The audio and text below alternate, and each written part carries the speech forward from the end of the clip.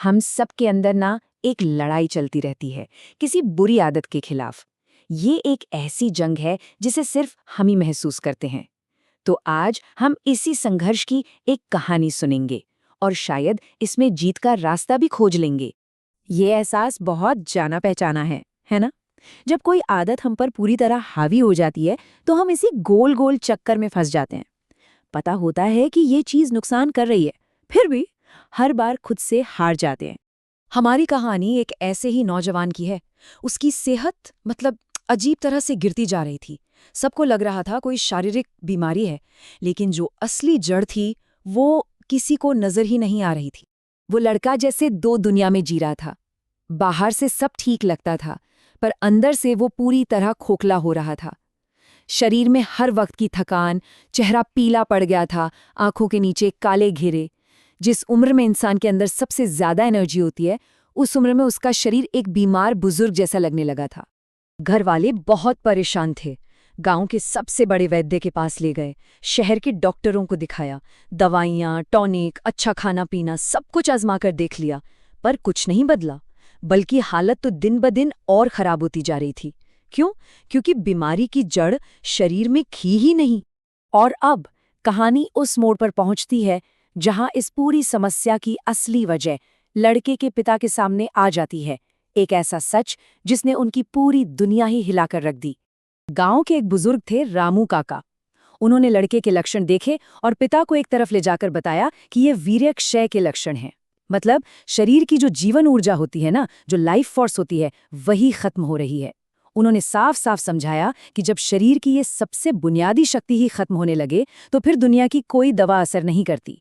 रामू काका की बात सुनकर पिता का दिल बैठ गया। उन्होंने कांपते हुए हाथों से बेटे के कमरे की तलाशी ली और उन्हें जो मिला वो किसी भी बाप का दिल तोड़ने के लिए काफी था। अलमारी में छिपी तस्वीरें और फोन में वैसे वीडियोज, कड़वी सच्चाई अब उनकी आंखों के सामने थी। अगली सुबह पिता ने गुस्सा नहीं किया। उनके अंदर डर था, निराशा थी। उन्होंने बेटे से बस इतना कहा, मैंने तुम्हारे लिए क्या क्या सपने देखे थे, पर मुझे डर लग रहा है कि तुम एक छोटे से मजे के चक्कर में अपनी पूरी जिंदगी बर्बाद कर दोगे। पिता के ये शब्द किसी थप्पड़ से ज्यादा असरदार थे। बेटे की आंखें भर आई और उसने अपनी गलती मान ली।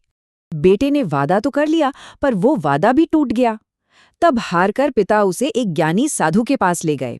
उन साधु ने उसे कोई लंबा चौड़ा भाषण नहीं दिया, बल्कि एक बहुत ही आसान से उदाहरण से समझाया कि ये आदतें बनती कैसे हैं और इन्हें तोड़ा कैसे जा सकता है। साधु उस लड़के को अपने बगीचे में ले गए। उन्होंने एक नन्हे से पौधे की तरफ इशारा करके कहा, इसे उखाड़ो। लड़के ने एक उंगली से उसे निकाल दिया। फिर उन्होंने एक थोड़े बड़े पौधे की तरफ इशारा किया। उसे उखाड़ने में लड़के को दोनों हाथ लगाने पड़े, थोड़ी मेहनत लगी, और आखिर में साधु ने एक विशाल पेड़ की तरफ इशारा किया, जिससे लड़का हिला भी नहीं सका।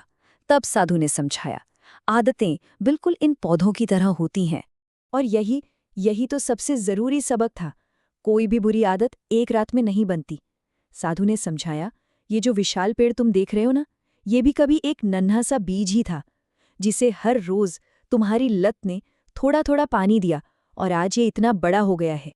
तो फिर सवाल ये उठता है कि इस विशाल पेड़ को, इस मजबूत आदत को जड़ से उखाड़ा कैसे जाए?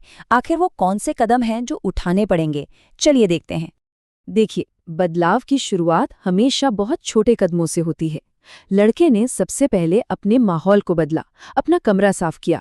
फिर योग और ध्यान से अपने मन को साधना शुरू किया। और सबसे जरूरी बात, जब भी उस बुरी आदत का ख्याल मन में आता तो वो लड़ता। वो अपनी सांसों पर ध्यान लगाता और साधु की बातें याद करता।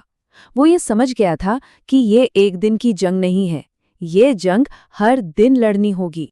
और धीरे धीरे ये लड़ाई शर्म की नहीं रहती। ये लड़ाई बन जाती है खुद को मजबूत बनाने की, आत्मविजय की। ये अपने अंदर के योद्धा को जगाने की लड़ाई है। ये सिर्फ आदत बदलने की बात नहीं है, ये अपनी सोच, अपनी पहचान बदलने की बात है। एक पीड़ित या विक्टिम सोचता है, मैं इस लत का गुलाम हूं, लेकिन एक योद्धा या वॉरियर फैसला करता है, मैं भागूंगा नहीं, मैं हर बार लड़ूंगा। ये छोटा सा फर्क ही असली जीत की शुरुआत है। साधु की ये आखिरी सलाह है, पूरी कहानी का सार है। सुधार शरीर से नहीं, सोच से शुरू होता है। जब कोई इंसान अपने विचारों को बदलने का पक्का इरादा कर लेता है ना, तो समझो उसने अपनी हकीकत को बदलना शुरू कर दिया। तो सवाल ये नहीं है कि आदत का पेड़ कितना बड़ा या मजबूत है। असली सवाल ये है कि क्या हम उसे काटने के लिए आज कुल्हाड़ी उठाने को तैयार हैं? वो कौन सी एक छोटी जड़ है जिसे आज से ही काटना शुरू किया जा सकता है?